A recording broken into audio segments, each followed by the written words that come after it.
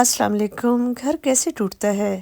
گھر تب ٹوٹتا ہے جب میاں چاہتا ہے کہ اس کی بیوی 100% اس کے مطابق چلے، حالانکہ کائنات کی خوبصورتی ہی اختلاف اور تنوع پر ہے۔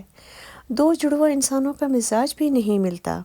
ایک ہی چھت تلے پرورش پانے والے بہن بھائیوں کے مزاج ایک دوسرے سے مختلف ہوتے ہیں، تو پھر ایک دوسرے سے الگ الگ پرورش پانے والوں کے مزاج کیسے ایک جیسے ہو سکتے ہیں؟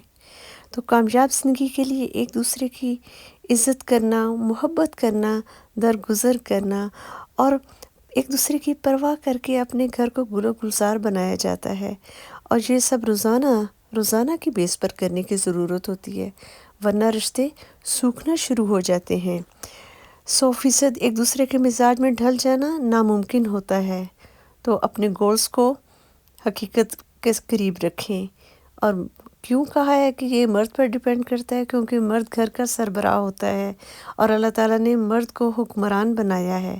اس کی وجہ یہی ہوتی ہے کہ مرد کے اندر یہ صلاحیت ہے کہ وہ عورت پہ حکمرانی کر سکے، اور حکمرانی پیار اور محبت سے کی جاتی ہے، ورنہ لوگ حکمران سے نفرت کرنا شروع کر دیتے ہیں۔